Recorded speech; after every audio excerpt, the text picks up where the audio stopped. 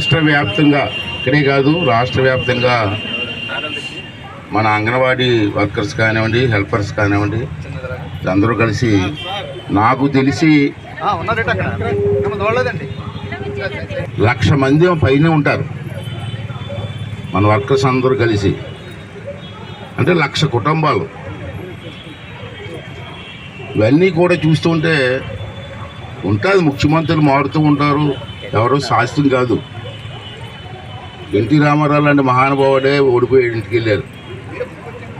ఆ రోజుల్లో నా చిన్నతనంలో ఇందిరాగాంధీ లాంటి మహాన వ్యక్తి, చాలా పవర్ఫుల్ లేడీ, భారతదేశంలో ఇందిరాగాంధీ అంటే ఒక ఐరన్ లేడీ అనేవారు నేను చదువుకున్నప్పుడు. అటువంటి వ్యక్తే ఓడిపోయింది. రాజకీయ శాస్త్రం కాదు.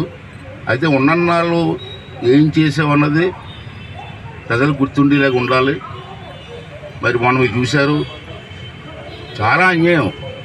చేయొచ్చు, రాజకీయాలు చేయొచ్చు, ముఖ్యమంత్రి పదవులు చేయొచ్చు, కాదంటలేదు. ప్రజాస్వామ్యంలో ఎవరు ఓటేస్తే వాళ్ళే నాయకులు. కానీ ఉన్న అవకాశాన్ని ఉపయోగించుకొని మీరు ఒకసారి గమనించండి. ఆ రోజు ఎన్నికల్లో పాదయాత్ర చేశాడు. ఓకే, చేయొచ్చు, ప్రజాస్వామ్యంలో అందరికీ హక్కు ఉంది.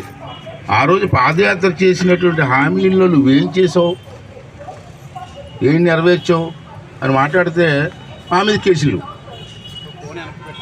మొన్న ఎవరో అన్నారు, వైఎస్పీ నాయకుడు మాట్లాడుతూ, రేపు వచ్చే ఎన్నికల్లో జగన్కి ఎందుకు ఓటు వేయాలో చెప్తున్నాడు. నేను వెంటనే మరుసటి రోజు మాట్లాడుతూ, అసలు నీకు ఎందుకు ఓటు వేయాలరా అని అడిగాను అని చెప్పాను. కారణాలు చెప్పాను, ఏదో రాజకీయంగా మాట్లాడే కారణాలు చెప్పాను. ఇగో ఇన్ని మాటలు వాగ్దానం చేసావా, పోలవరం చేస్తావు చేసావా, కుర్రవాళ్ళకే జాబ్ కాలనీలో చేసావా, ఇవన్నీ కూడా ఒక్కొక్కటి అడిగితే సమాధానం చెప్పడం. ఏడు పద్ధతులు ఇష్టం మాట్లాడతావా గవర్నమెంట్ మీద చెప్పి నా మీద 15 కేసులు పెట్టారు. 15 అర్ధరాత్రుల మీద మా ఇంట్లో గోడ దూకొచ్చి అరెస్ట్ చేయరు. ఇదేంటి ప్రజాస్వామ్యంలో మాట్లాడకూడదు. మేము మీరంతా మాట్లాడుతున్నారు. ఏటీఎల్ కలెక్టర్ గారు అంటే ఒక హోదా, జిల్లా కలెక్టర్ అంటే ఎంత కోరు. అది మిమ్మల్ని పిలిపించి మాట్లాడి, మీ నాయకులు పిలిపించి మాట్లాడి, అమ్మ ప్రభుత్వంతో మాట్లాడతాం, తొందరపడకండి, అది బాధ్యత తీసుకుంటే కలెక్టర్ చెప్పాలా. అలాంటిది కాకుండా మీ తలుపులు బద్దలు కొట్టి, తాళాలు బద్దలు కొట్టి అభ్యప్తాడా? ఎవరిచ్చాడు ఈ కలెక్టర్కి అధికారం? కలెక్టర్ అంటే 4 కొమ్ములు ఉన్నాయి వీడికి.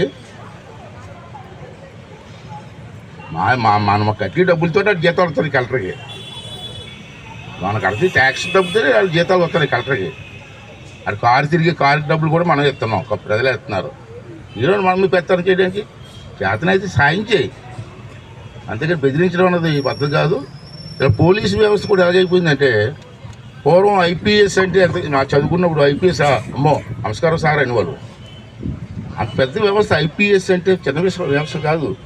అటువంటి ఐపీఎస్ వ్యవస్థ తప్పుడు పనులకు ఉపయోగపడుతున్నారు. అయ్యన పోతుంది అరెస్ట్ చేయి, వచ్చేస్తారు 1000 మంది మా ఇంటికి. నేను అడుగుతాను, ఎందుకు అరెస్ట్ చేస్తాను చెప్పంటే మాకు తెలియదు. అరే ఏం కారణం చెప్పంటే తెలియదు. మరి ఎందుకు అరెస్ట్ చేస్తారంటే పైనుంచి ఆర్డర్స్ సార్, పైనుంచి ఆర్డర్స్ ఏంటి? దొంగతనం చేసావో, అదే ఆడి భూములు దెబ్బావు, ఇడి భూములు దెబ్బావు అరెస్ట్ చేసావు అర్థం ఉంది. మాకేం తెలియదు సార్, వాళ్ళు వెళ్ళమన్నారు, వచ్చాం, అరెస్ట్ చేస్తాం అంతే. ఇటువంటి వ్యవస్థ మారిపోయింది. చాలా ఘోరమైన వ్యవస్థ వచ్చింది ఇవాళ. మీరు ఉన్నారు, నాకు తెలిసిందే చెప్తాను, 1,00,000 మంది ఉన్నారు. 1,00,000 మంది ఒకే మాటతో రాష్ట్ర వ్యాప్తంగా ప్రతి మండలంలో కానీ హెడ్క్వార్టర్లో కానీ మాట్లాడుతున్నారు. అరే ఇంతమంది మాట ఒకరిద్దరు మాట్లాడితే వేరు, ఇంతమంది 1,00,000 మంది మాట్లాడుతున్నారు.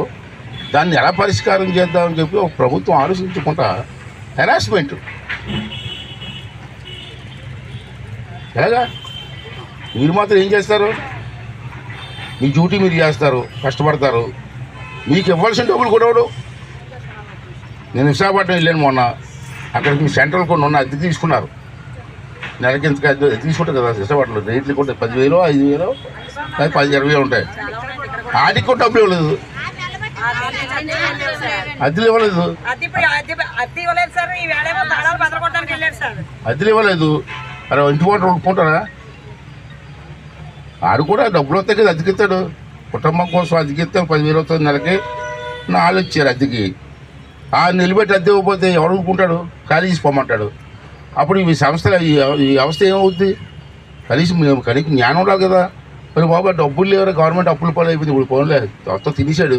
ఇసుక దగ్గర నుంచి ఇసుక కూడా మొత్తం తినేశాడు, అన్నీ తినేశాడు. డబ్బులు లేవు చెప్పాలా? ప్రస్తుతం డబ్బులు లేరా బాబు, 6 నెలల జీతం అద్దె ఇవ్వాలా, 2 నెలలు ఇస్తాను ఈ నెల అని చెప్పాలి కదా. అది చెప్పకుండా ఎకరాలు వాడడానికి ఇంటి ఓనర్ని ఆ ఇల్లు అండి బాబు, నేను అద్దెకించుకున్నాను బాబు అంటే అది కూడా మాట్లాడకి దాన్ని లోపల వేసేస్తాను అని పోలీసులు. ఇటువంటి దౌర్భాగ్య వ్యవస్థలో ఉన్నాం. తప్పదు మరి. ఇంకేది ప్రజాస్వామ్యం ఏంటంటే ఒకసారి ఎన్నుకోవడం తర్వాత మంచోడని చెడ్డని భరించవలసిన పరిస్థితి ఉంది. ఇవాళ చూసా మీరు ఆ రోజు మీ అందరికీ మాట ఇచ్చారు. ఒక మాట మీరు మర్చిపోయారేం కానీ నేను మర్చిపోను. తెలంగాణ కంటే ఎక్కువ ఇస్తా అన్నాడా లేదా? ఆడే అన్నాడు. మనం ఉన్నామా? తెలంగాణలో ఇచ్చిన దానికంటే ఎక్కువ ఇస్తానమ్మా చెల్లెమ్మలారా అక్కయ్యలారా కన్నడా. నువ్వు ఆడ మర్చిపోయి కానీ పేపర్లో నజర ఉంది.